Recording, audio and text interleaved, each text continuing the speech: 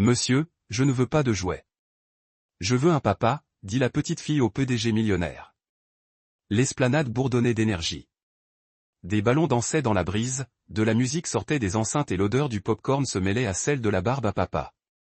Les enfants se précipitaient entre les stands colorés, s'essayant à des jeux, gagnant des prix et riant sous les acclamations des mascottes.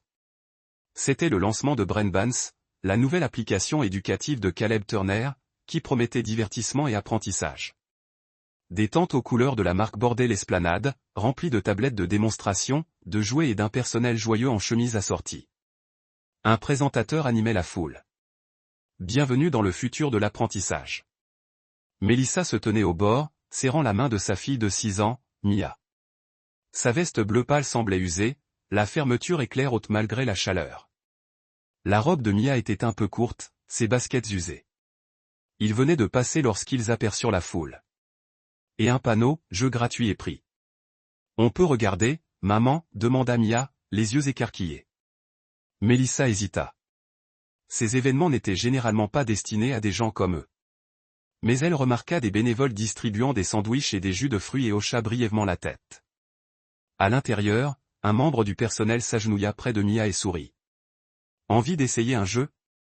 Sous les encouragements discrets de sa mère, Mia s'assit devant une tablette. Ses doigts parcoururent l'écran. Des énigmes, des formes, des chiffres. Elle les résolvait tous avec aisance. Puis la tablette s'alluma. Meilleur score atteint. Des acclamations fusèrent. Le présentateur déclara, nous avons un champion. Et Caleb Turner, le PDG en personne, s'avança. Vêtu avec élégance mais avec un sourire amical, il s'agenouilla devant Mia et lui offrit une petite voiture miniature. C'est pour toi, dit-il chaleureusement. Tu es incroyable. Puis, dans le silence qui suivit, Mia leva les yeux et dit, d'une voix claire et douce, Monsieur, je ne veux pas de jouets. Je veux un papa. Le silence retomba sur la place. Caleb se figea et plus rien ne ressemblait à un jeu. Le bruit cessa. La main du présentateur se détacha du micro. La foule se figea. Caleb se figea sur place, la main tendant toujours le jouet. C'était comme si le soleil s'était arrêté au-dessus de sa tête. Les grands yeux verts de Mia le fixèrent, sans accusation, sans dramatisation, juste honnête. Sa voix n'était ni triste, ni sincère. Mélissa haleta doucement et s'avança, les joues en feu. Mia, murmura-t-elle en s'accroupissant rapidement à côté d'elle. Remercie cet homme. Mais maman, dit Mia, j'ai déjà des jouets. Je veux juste quelqu'un qui reste. Le silence qui suivit fut le plus pesant. Quelques spectateurs fouillèrent dans leur portefeuille, émus par l'instant. Une femme à proximité tendit quelques billets à Mélissa. Tiens, ma puce, pour ta petite fille, repoussa doucement l'argent. Merci, dit-elle d'une voix calme mais ferme. Mais je n'accepte pas d'argent si je ne l'ai pas mérité. Il y en a d'autres qui en ont plus besoin.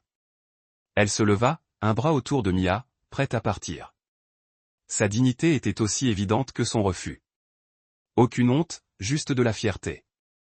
Caleb les regarda s'éloigner. Il avait bâti un empire sur la compréhension des gens, de leurs besoins, de leurs désirs, de la façon de trouver des solutions. Mais aucun algorithme ne l'avait préparé à un enfant de 6 ans qui voulait juste un père, ou à une femme qui, malgré son manque, s'en allait sans rien demander. Il resta immobile, la petite voiture devenant plus lourde dans sa main. Le lendemain matin, le monde semblait plus calme. La frénésie du lancement du produit était déjà de l'actualité de la veille, balayée par les gros titres et les hashtags tendances. Mais pour Caleb Turner, la voix d'une petite fille résonna plus fort que tous les applaudissements. Il prit son café et traversa le parc près de son appartement, ayant besoin d'air qui ne soit pas filtré par les bouches d'aération du bureau ou les vitres teintées. Le parc était simple. Des bancs en bois, des parcelles de trèfle, un jogger occasionnel. Juste au moment où il passait devant le petit à la fontaine, quelque chose de familier attira son attention. Sur un banc voisin, une mère et son enfant étaient assis en train de partager un sandwich emballé dans du papier. C'était elle, Mélissa et Mia. Mélissa tenait une bouteille d'eau entre ses genoux, déchirant soigneusement le sandwich en deux, offrant le plus gros morceau à sa fille. Mia l'accepta avec un sourire, puis appuya sa tête contre le bras de sa mère. Elles rirent de quelque chose que seules elles deux comprenaient. Ce fut un bref instant, mais cela arrêta Caleb net. Elle semblait satisfaite, ni riche, ni à l'aise, mais paisible. Il hésita, puis s'approcha. « Excusez-moi, dit-il d'une voix plus douce que d'habitude. » Mélissa leva brusquement les yeux, surprise, les yeux légèrement plissés en signe de reconnaissance. « Monsieur Turner ? Tu peux m'appeler Caleb, dit-il avec un sourire penaud. Ça te dérange si je m'assois ? Il y eut un silence, puis, d'un petit geste de la main, elle désigna l'espace vide à côté d'elle. Mia leva vers lui un regard curieux. « Salut, dit-elle en mangeant un morceau de sandwich. « Salut, Mia, répondit-il. C'est tout à fait ce que tu as dit hier. » Mélissa poussa un léger soupir. « Je suis désolé. » Elle ne voulait pas faire de scène. « Vraiment pas, dit Caleb rapidement. Elle a juste dit la vérité. » Ils restèrent assis en silence quelques secondes, le vent faisant bruisser les arbres au-dessus de leur tête. Caleb jeta un coup d'œil de côté. « Tu habites par ici ? » Pas loin. On vient ici les matins de beau temps. Elle aime nourrir les canards. Mélissa parlait franchement, la posture droite, mais sa garde était toujours visiblement levée. « Tu travailles ? Demanda Caleb, veillant à ne pas paraître trop indiscrète. « Je fais ce que je peux, répondit-elle. Ménage, couture, aide au marché, petit boulot, horaire décalé, de quoi remplir le réfrigérateur et la garder à l'école. » Il hocha la tête. « Ça ne doit pas être facile. » Elle esquissa un petit sourire. « Ce n'est pas censé être facile. C'est censé en valoir la peine. » Il y avait quelque chose dans sa façon de dire les choses. Ferme, mais pas sur la défensive. Elle ne cherchait pas la sympathie. Elle disait simplement la vérité. Il hésita, puis demanda doucement, « Si ça ne te dérange pas que je te pose la question, le père de Mia. » Mélissa ne le fit pas parler tout de suite. Elle regarda le parc où Mia s'était promenée vers un carré de pâquerettes, puis murmura, « C'était mon premier amour, un garçon aux grands rêves et au cœur encore plus grand. On pensait pouvoir conquérir le monde ensemble. » Elle marqua une pause. « Mais quand je lui ai annoncé que j'étais enceinte, il a paniqué et a disparu. Je n'ai plus eu de ses nouvelles depuis. » Caleb baissa les yeux. « Je suis désolé. » Mélissa secoua la tête. « Je ne le suis plus. Plus maintenant, parce que je l'ai eu et que je l'élève comme j'aurais aimé que quelqu'un m'élève avec respect. » Son regard se tourna vers lui, fixe. « Je n'ai pas besoin de pitié et Mia n'a pas besoin de quelqu'un qui se présente par culpabilité. Elle a besoin d'exemples de force, pas de secours. » Caleb la regardait, non pas comme une mère en difficulté ou un cas de charité, mais comme une femme qui avait choisi la dignité quand l'amertume aurait été plus facile. « Je travaille avec des partenaires à but non lucratif, dit-il doucement. Ils ont besoin d'aide administrative, de saisie de données, de coordination, ce genre de choses. C'est bien payé, et je pourrais vous recommander. » Mélissa sourit, reconnaissante, mais imperturbable. « Je suis vraiment reconnaissante pour l'offre, mais c'est à temps plein, non ? » Il hocha la tête. Elle regarda Mia. « Je pourrais le faire, mais ça impliquerait des choses. La laissant avec quelqu'un d'autre la majeure partie de la journée.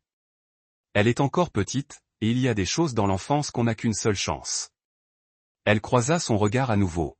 « Il y a des valeurs que je veux lui apprendre, comme la présence, comme l'amour qui ne se mesure pas en heures travaillées ou en argent gagné. » Caleb ne discuta pas. Il écouta simplement. Et tandis qu'ils étaient assis dans ce parc tranquille, partageant un moment sans presse, sans personnel, sans caméra, quelque chose changea en lui. Pour la première fois depuis longtemps, Caleb ne pensait plus aux affaires ou à la stratégie, ni à Mia et à sa mère, et à la façon dont deux personnes si démunies pouvaient, d'une certaine manière, rayonner ce qu'il avait recherché toute sa vie. L'authenticité. Caleb avait toujours cru qu'il savait lire les gens. Des années dans les affaires lui avaient appris à scruter les visages, à filtrer les motivations et à porter des jugements rapides. Mais Mélissa Reynolds faisait exception. Belle dans sa discrétion, gentille sans fanfare, et fière sans arrogance. Elle hanta ses pensées longtemps après cette matinée au parc. Il se surprit à retourner au même parc plus souvent, parfois. Sous le couvert d'un jogging matinal, d'autres fois juste pour se changer les idées. Et le plus souvent, il les voyait. Mélissa arrivait toujours tôt, marchant avec Mia main dans la main, portant un sac fourre-tout qui semblait trop léger pour son poids. Elle s'asseyait sur leur banc habituel, tressait les cheveux de Mia d'un doigt délicat, ou partageait un petit déjeuner, généralement un œuf à la coque, du pain et des fruits emballés dans du plastique recyclé. Caleb observait de loin, jamais assez près pour gêner, mais assez près pour observer.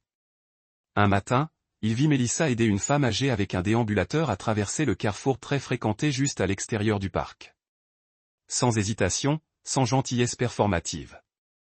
Elle s'avança simplement, prit les sacs de courses de la femme et marcha à ses côtés avec l'aisance de quelqu'un qui n'attend pas qu'on lui demande. Une autre fois, elle se baissa pour ramasser des détritus éparpillés près de l'aire de jeu pour enfants. Emballage de bonbons, bouteilles d'eau, serviettes froissées. Mia la rejoignit sans qu'on lui dise, fredonnant une chanson tout en déposant ses déchets dans une poubelle à proximité. Au stand de restauration près de l'entrée du parc, Melissa fréquentait souvent et l'aidait à ranger les plateaux ou à ranger les ustensiles lorsque les affaires étaient au ralenti. En échange, le vendeur lui donnait un petit bol de riz ou de soupe, non pas par charité, mais par échange. Elle payait toujours d'une manière ou d'une autre, que ce soit par son travail ou son sourire. Caleb ne la vit jamais demander de l'aide. Ce qui le frappa le plus, c'était Mia. La petite fille ne se plaignait jamais, ne réclamait jamais d'attention. Elle saluait le vendeur d'un joyeux bonjour et remerciait toujours les oiseaux lorsqu'il leur donnait des miettes. Un après-midi, Caleb vit Mia offrir son biscuit à moitié mangé à un autre enfant qui avait laissé tomber son goûter et s'était mis à pleurer. Elle le fit sans demander l'approbation de sa mère. La gentillesse semblait naturelle. Caleb commença à comprendre quelque chose qu'il n'avait jamais compris auparavant. Il ne s'agissait pas de sympathie. Melissa et Mia ne vivaient pas avec moins, car elles n'avaient pas le choix. Elles préféraient la dignité à la commodité, la grâce à l'amertume. Et dans ce choix, elles portaient une richesse qu'aucune richesse ne pouvait acheter. Il avait passé des années entouré de cadres distingués, d'arrivistes et de personnes qui mesuraient la valeur à l'aune du gain net. Mais ces deux-là. Cette femme et sa fille lui montrèrent quelque chose de différent, de plus pur. Un soir, alors que le soleil commençait à décliner et qu'une lumière dorée illuminait l'herbe, Caleb, assis à distance sur un banc du parc, fit semblant de lire. Il observa Melissa agenouillée près de Mia, qui avait trouvé une chenille et s'émerveillait de son corps duveteux. Melissa n'était pas pressée. Elle ne consultait pas son téléphone. Accroupie près de sa fille, elle répondait patiemment à ses questions, inventant même une histoire fantaisiste sur le voyage de la chenille pour trouver son aile. Caleb sourit sans s'en rendre compte. Il avait autrefois cru que l'amour était quelque chose de bruyant. Des feux d'artifice, des déclarations, des bagues en diamant. Maintenant, il n'en était plus si sûr. Car dans ce moment de silence, en regardant Melissa glisser une fleur derrière l'oreille de Mia, Caleb sentit quelque chose remuer dans sa poitrine. Une admiration douce mais indéniable, du respect, et oui, peut-être même quelque chose de plus profond. Il ne voyait plus Melissa comme une personne à aider, ni Mia comme une fille avec un souhait déchirant. Il les voyait telles qu'elles étaient. Deux âmes luttant silencieusement contre le monde, armées de décence et d'amour. Et quelque chose en lui murmurait, voilà à quoi ressemble la vraie force. Caleb Rennes n'était pas le genre d'homme à agir sans stratégie. Chaque décision importante de sa vie avait été calculée, les profits prévus, les résultats anticipés. Mais avec Melissa et Mia, pas de plan, pas de stratégie à long terme, seulement de l'instinct. Et une autre chose à laquelle il n'était pas habitué, le sentiment. Il se souvenait encore du moment où le meilleur score de Mia était apparu à l'écran lors de l'événement, juste avant que sa demande discrète de père ne pétrifie la foule. Pour lui envoyer le prix promis, elle avait tapé le numéro de téléphone de sa mère et leur modeste adresse sur la tablette d'inscription. Les données avaient été cryptées, comme tout. Dans ces systèmes. Caleb n'avait jamais eu l'intention de les utiliser, mais il l'a fait. Non pas pour s'immiscer, non pas pour contrôler, mais pour aider de la manière qu'il connaissait le mieux. Cette semaine-là, il a contacté une organisation à but non lucratif que son entreprise soutenait discrètement depuis des années, une fondation qui fournissait des ressources et des opportunités d'emploi flexibles aux mères célibataires. Par l'intermédiaire du directeur, il a demandé un poste anonyme. Aucune mention de lui, aucun lien avec son entreprise. Il a décrit les compétences de Melissa telles qu'il les imaginait, éloquente, organisée, intelligente, empathique, le genre de personne qui s'épanouirait dans un poste lui permettant de travailler à distance tout en s'occupant de sa fille. Quelques jours plus tard, la fondation a contacté Melissa et lui a proposé un poste de rédactrice indépendante, consistant à réviser et à organiser du contenu éducatif pour une nouvelle plateforme d'apprentissage pour enfants. Les horaires étaient flexibles. La rémunération était équitable. Le travail pouvait être effectué entièrement à domicile. Mélissa a hésité à recevoir le courriel. Le poste semblait trop intéressant. Le ton professionnel, l'offre respectueuse, mais quelque chose la rendait méfiante. Pourtant, ce n'était pas une aide. C'était un travail, et un travail enrichissant. Elle a accepté. Ce que Caleb n'avait pas prévu, c'était l'assiduité avec laquelle elle s'est investie. Grâce au rapport de la Fondation, il a suivi ses progrès de manière anonyme. Elle n'a jamais manqué une échéance. Ses commentaires sur le contenu étaient perspicaces et bienveillants, et les modifications qu'elle suggérait rendaient souvent le matériel plus attrayant et plus accessible. L'équipe était impressionnée. Ils pensaient qu'elle avait une formation en psychologie de l'enfant. Ce n'était pas le cas. Elle savait simplement ce que les enfants aimaient parce qu'elle en avait un et qu'elle était attentive. Mais Caleb ne se limitait pas à cela. Les yeux de Mia s'étaient illuminés lors de l'événement, si curieux, si brillant. Il avait connu trop d'enfants, émoussés par les circonstances, leur curiosité étouffée par leurs limites. Pas Mia. Il avait obtenu, toujours anonymement, une bourse grâce à une initiative éducative locale. Celle-ci couvrait les frais de maternelle de Mia pour les 2 prochaines années, ainsi que des livres neufs, du matériel artistique et l'accès à un programme périscolaire si Mélissa avait besoin de temps. Le matériel est arrivé dans une boîte quelconque étiquetée « Fonds pour l'apprentissage précoce ». Lorsque Mélissa l'a ouverte, elle s'est assise par terre à côté du canapé, stupéfaite. « Maman, regarde !» s'est exclamé Mia en sortant une pile de livres d'images et une boîte de crayons de couleur. « C'est comme mon anniversaire. » Les mains de Mélissa tremblaient en lisant la lettre ci-jointe. Elle était brève et non signée. Certains enfants méritent d'avoir la chance de continuer à rêver. Nous pensons que Mia en fait partie. Elle observa l'appartement, la peinture écaillée, le plafonnier vacillant, la petite fille assise en tailleur sur le tapis, feuilletant les pages avec de grands yeux. Une part d'elle-même voulait tout renvoyer, mais elle ne pouvait pas.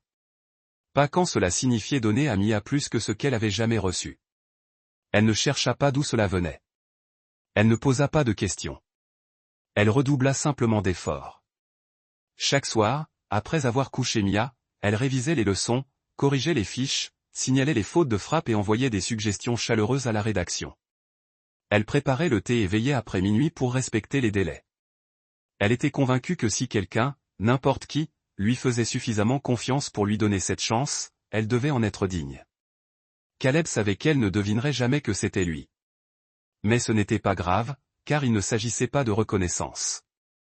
Il s'agissait de donner à quelqu'un comme Mélissa l'espace nécessaire pour respirer, s'épanouir, prouver qu'elle n'avait jamais manqué de talent ni d'éthique de travail, seulement d'opportunité. Et peut-être, au fond, qu'il s'agissait aussi de guérir quelque chose en lui. Quelque chose qui s'était brisé le jour où une petite fille avait demandé un père plutôt qu'un jouet. La première fois que Caleb l'avait revue après l'obtention de la bourse, c'était purement intentionnel, même s'il avait fait croire que c'était un hasard. C'était la fin de l'après-midi. Le ciel était parsemé de douces traînées orange et or, et le parc près de son immeuble vibrait des rires des enfants, du bruissement des balançoires, du doux bourdonnement de l'été qui s'installait. Mélissa et Mia étaient assises sous le même vieux chêne qu'elle semblait toujours affectionner. Mélissa tournait le dos à l'arbre, les yeux rivés sur un livre de poche usé posé sur ses genoux. Mia était à côté d'elle, coloriant un petit carnet de croquis avec les mêmes crayons que ceux du paquet anonyme. Caleb passa devant eux, feignit de les remarquer avec surprise, puis les salua chaleureusement. À partir de ce moment, les rencontres devinrent plus fréquentes, mais toujours minutieusement programmées. Une promenade dans le parc alors qu'il savait qu'il serait là. Une visite à la bibliothèque locale où il atterrirait par hasard dans la salle de lecture pour enfants à l'arrivée de Mélissa pour l'heure du conte. Une promenade près de la boulangerie du coin qu'elle aimait bien, juste avant midi. Chaque fois, Mélissa le saluait poliment, parfois avec curiosité, parfois avec lassitude, mais toujours avec grâce. Puis, un soir, il se produisit quelque chose qu'aucun d'eux n'aurait pu prévoir. Caleb s'était arrêté à un stand de restauration près du parc, un petit endroit sans nom avec des poêles grésillantes et des chaises en plastique. Il commanda un simple bol de nouilles, ses pensées distraites lorsqu'il fouilla dans la poche de son manteau et réalisa avec sursaut que son portefeuille avait disparu. Le vendeur fronça les sourcils. « Monsieur, pas de facture ici. »« Je comprends. J'ai juste... » Caleb hésita, cherchant instinctivement son téléphone, réalisant que même celui-ci était dans sa sacoche. Des voix à proximité commencèrent à murmurer. Quelques personnes le regardèrent, puis le vendeur. Une tension régnait dans l'air, gênante, presque humiliante. Puis une voix douce retentit derrière lui. J'ai compris. Mélissa s'avança, tendit quelques billets au vendeur sans attendre la monnaie, puis se tourna vers Caleb et murmura « Viens ». Elle l'emmena avant qu'il puisse protester. Mélissa, attends, commença-t-il, mais elle le coupa doucement. Je n'ai pas fait ça parce que tu es la PDG, dit-elle d'un ton égal. Je l'ai fait parce que je déteste voir quelqu'un gêné en public. C'est tout. Il marqua une pause, stupéfait. C'était un geste si anodin, à peine un repas à $10, mais la façon dont elle l'avait fait, sans ostentation, sans jugement, avec une détermination tranquille, le toucha plus fort que n'importe quelle confrontation en salle de conseil. De retour chez lui ce soir-là, Caleb se tenait dans son appartement impeccable et fixait son reflet dans la fenêtre. Il n'avait pas l'habitude qu'on l'aide. Pas comme ça. Pas sans intention. Il n'avait pas l'habitude d'être perçu autrement que comme puissant, riche et compétent. Mais Mélissa avait vu autre chose. Et peut-être pour la première fois depuis longtemps, il avait envie de quelqu'un qui voit au-delà des apparences. À partir de ce soir-là, Caleb commença à les inviter prudemment, nonchalamment, à dîner. Une promenade d'abord, puis une suggestion. Il y a un restaurant au coin de la rue, mais Mélissa les éloignait toujours gentiment de tout ce qui était trop sophistiqué. Pas de nappe blanche, disait-elle en souriant. Ni n'a pas l'habitude des serviettes en tissu et des verres à eau en cristal, alors il mangeait de la nourriture de rue, des sandwichs sur des bancs publics, des bols de riz sur des chaises pliantes. Une fois même des corn dogs d'un vendeur de festival en regardant les lucioles. Et il parlait de la fascination de Mia pour les étoiles, du rêve de Mélissa d'écrire des livres pour enfants, du chien d'enfance de Caleb, Max, qui avait un jour rongé un pied de canapé. Mia se mit à l'appeler oncle Dan. La première fois qu'elle le fit, Mélissa se figea. Caleb se contenta de sourire. Il ne la corrigea jamais. Quelque chose en lui changeait ces soirs-là, pas d'un coup, mais progressivement. Mélissa n'était pas une femme à plaindre. C'était une femme qui s'était battue pour sa dignité, qui avait fait rire sa fille avec un budget serré, qui lui avait appris l'empathie non pas par des sermons, mais par la pratique. C'était grâce à elle qu'il attendait avec impatience chaque rencontre fortuite. Non pas parce qu'elle avait besoin de lui, mais parce qu'elle le faisait se sentir à nouveau humain. Et lentement, sûrement, Caleb cessa de la voir comme quelqu'un qu'il voulait aider et commença à la voir comme quelqu'un à qui il ne pouvait s'empêcher de penser. C'était un samedi matin chaud, le genre de matinée où les rues du vieux quartier s'animaient des vendeurs ambulants et des rires des enfants. Mélissa et Mia étaient assises sur leur banc habituel près de la boulangerie, partageant une petite salade de fruits et regardant les pigeons se disputer des miettes de pain. C'est alors qu'une élégante voiture noire s'arrêta sur le trottoir. La portière s'ouvrit et dépassa une femme vêtue de cachemire crème et de perles, ses talons claquant violemment sur le trottoir. Ses cheveux étaient parfaitement coiffés, son visage affichait un air dédaigneux. Mélissa leva les yeux, perplexe, jusqu'à ce que la femme s'arrête juste devant elle et lui parle. « Vous êtes Mélissa, n'est-ce pas » demanda-t-elle froidement. Mélissa se leva, le corps crispé. « Oui, puis-je vous aider » ? « Je suis la mère de Caleb. » Le nom la frappa comme une pierre, mais Mélissa ne dit rien. Elle posa simplement une main douce sur l'épaule de Mia. « Je ne sais pas à quel jeu vous jouez, » poursuivit la femme d'une voix basse, mais tranchante. « Mais je vois clair en vous, une mère célibataire en difficulté qui s'accroche à un homme riche. » Classique. Les gens autour commencèrent à tourner la tête. Les lèvres de Mélissa s'entr'ouvrirent légèrement, stupéfaites. « Excusez-moi. Vous m'avez entendu. Ce petit geste, accepter la charité, le laisser acheter des choses à votre fille, être présente aux bons endroits, c'est très pratique. » Mia leva les yeux écarquillés, confuse. Mélissa s'agenouilla instinctivement à côté d'elle, la serrant contre elle, la protégeant de la dureté des paroles de la femme. « Vous croyez que vous allez entrer dans notre famille avec un regard triste et de la nourriture de rue, ricana la femme. Trouvez une autre échelle à grimper. » Mélissa se leva lentement, la voix tremblante mais ferme.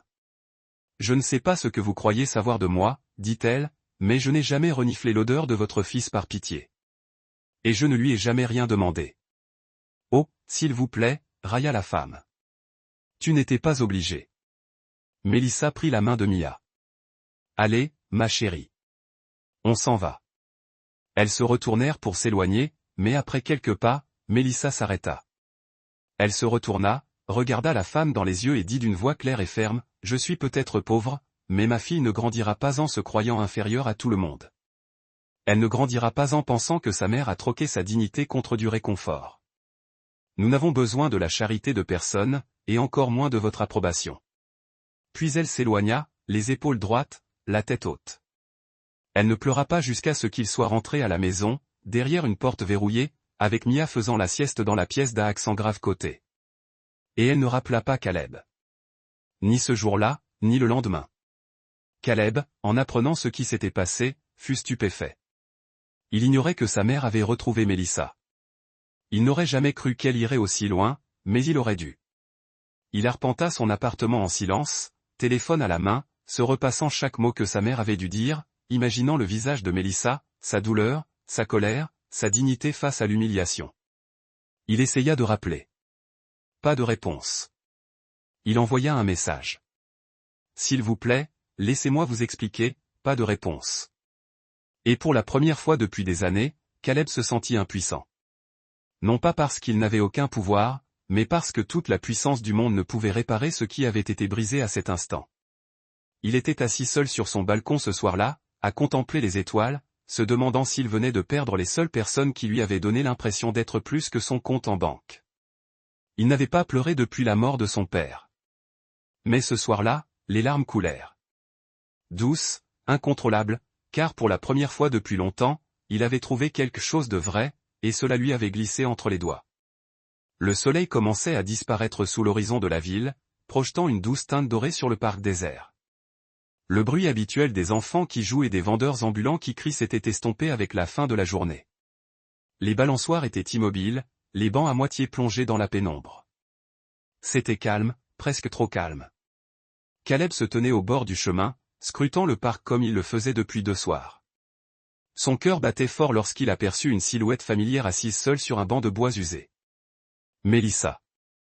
Elle était légèrement voûtée, les bras enroulés autour d'elle comme si la brise d'été apportait plus que de la fraîcheur. Ses cheveux blonds étaient détachés, tombant en douces ondulations sur ses épaules. Mia n'était pas avec elle. Il s'approcha lentement, prudemment, pour ne pas la surprendre, mais elle entendit quand même ses pas et leva les yeux. Leurs regards se croisèrent. Aucun d'eux ne dit un mot pendant plusieurs secondes. Puis Caleb parla, d'une voix basse mais assurée. « Je suis désolé », Mélissa détourna le regard. « Tu n'as pas à t'excuser pour ta mère. »« Je ne vais pas, » dit-il en s'approchant. « Je m'excuse parce que je ne t'ai pas protégé d'elle et parce que j'aurais dû lui dire à tout le monde combien tu comptes pour moi. » Les yeux de Mélissa s'embuèrent, mais elle ne dit rien. Caleb prit une inspiration et s'assit à côté d'elle. Pas trop près, juste assez pour qu'elle sente sa présence. « Je sais que tu as traversé trop d'épreuves pour que je te fasse confiance facilement, » continua-t-il. « Je sais que la dignité n'est pas qu'un mot pour toi. C'est ta façon de vivre. Et j'admire ça plus que je ne peux le dire. » Pourtant, Mélissa ne dit rien. Il se tourna vers elle, la voix crispée par l'émotion. « J'ai passé la majeure partie de ma vie entourée de gens qui ont dit oui à tout ce que je voulais. Et pourtant, je ne me suis jamais sentie aussi vivante qu'avec toi, Mia, parce que tu ne veux rien de moi, sauf la vérité. » Mélissa le regarda enfin à nouveau. Ses lèvres s'entr'ouvrirent comme pour répondre, mais les mots restèrent coincés entre son cœur et sa gorge. Caleb se pencha légèrement, d'une voix douce. L'amour n'a pas besoin de permission. Il ne demande pas d'approbation. Il est, c'est tout. Tu n'as pas besoin de devenir quelqu'un d'autre. Tu n'as pas besoin d'impressionner qui que ce soit. Tu es déjà suffisante. Une larme coula sur la joue de Mélissa, et Caleb tendit instinctivement la main, doucement, pour la prendre. L'espace d'un instant, elle resta immobile. Elle fixa leurs mains jointes, le contraste entre ses doigts puissants et les siens, fins et usés. Puis, lentement, très lentement, ses doigts s'enroulèrent autour des siens. Elle ne dit pas un mot, mais ne la lâcha pas. Et dans ce silence, quelque chose de puissant passa entre eux. Pas une promesse, pas encore, mais le début d'une promesse. Ils restèrent assis ainsi un moment. Main dans la main. Les derniers rayons de soleil dessinaient des lignes dorées autour d'eux. La douleur des derniers jours persistait. Les blessures causées par les paroles dures et la confiance brisée n'avaient pas disparu. Mais dans ce coin tranquille du monde, quelque chose commençait à guérir. Non pas par de grands discours ou des gestes amples, mais par la présence, par la vérité, par un homme choisissant de rester et une femme osant le laisser faire. Alors que le ciel se teintait de violet et d'argent, Caleb murmura « Merci de ne pas être parti ». La voix de Mélissa se fit enfin entendre. Douce, cassée, mais ferme. J'ai failli le faire. Mais tu ne l'as pas fait, dit-il, resserrant légèrement son étreinte. Elle hocha la tête, et c'était suffisant pour l'instant.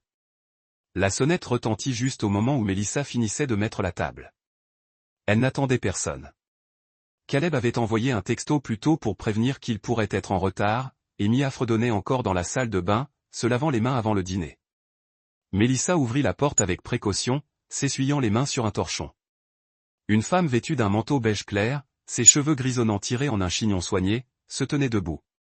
Dans ses bras, elle portait une petite boîte enveloppée de papier coloré, dans l'autre, une cocotte avec couvercle.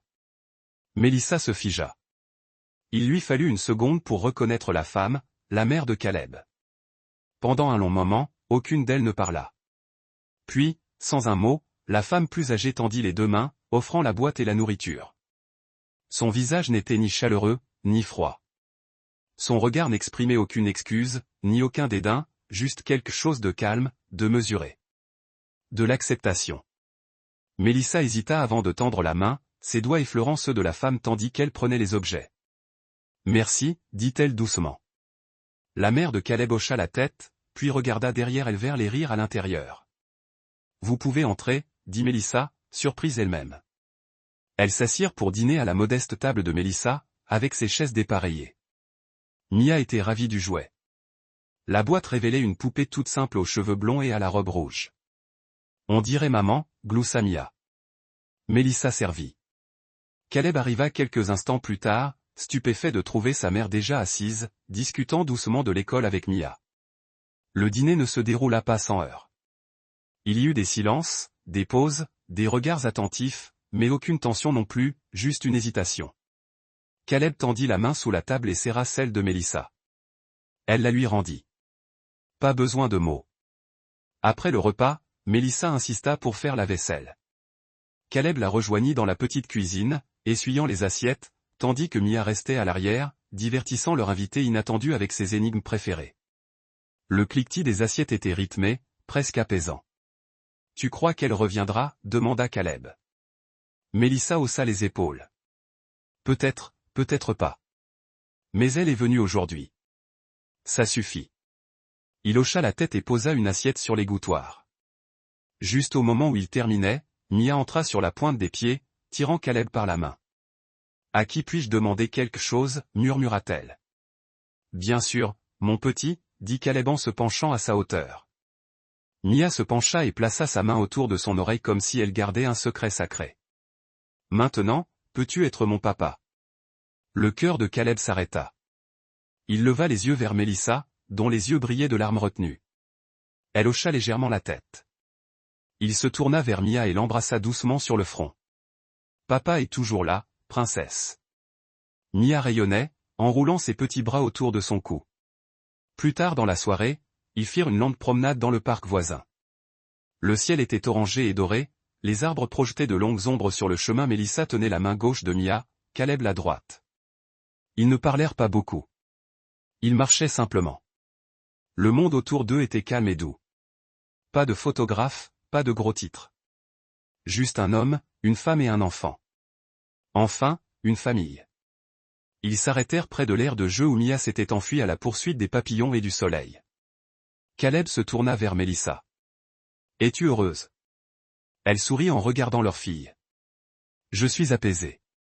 Ça fait longtemps que je n'en ai pas eu. » Il passa un bras autour de ses épaules, la serrant contre lui, et ensemble, ils se tinrent là, à l'heure dorée de quelque chose de nouveau. Ni pas accent graveleuil ni grandiose, mais authentique. « Oh, ça suffit. » Si. Cette histoire vous a touché, tout comme les mots de la petite Mia ont un jour fait trembler une foule. Imaginez combien de vies peuvent changer quand on choisit la gentillesse, l'empathie et la force tranquille. Caleb n'était pas parti pour fonder une famille ce jour-là, mais l'amour a le don de nous trouver quand on s'y attend le moins. Si vous croyez au pouvoir des moments du quotidien, À la beauté des secondes chances et aux histoires qui réchauffent l'âme, abonnez-vous à Soul Steering Stories. Nous vous proposons des récits vrais et vrais d'espoir, de guérison et d'humanité qui nous rappellent à tous ce qui compte vraiment. Merci d'avoir regardé. Restez bienveillants, gardez espoir. Et à bientôt pour la prochaine histoire.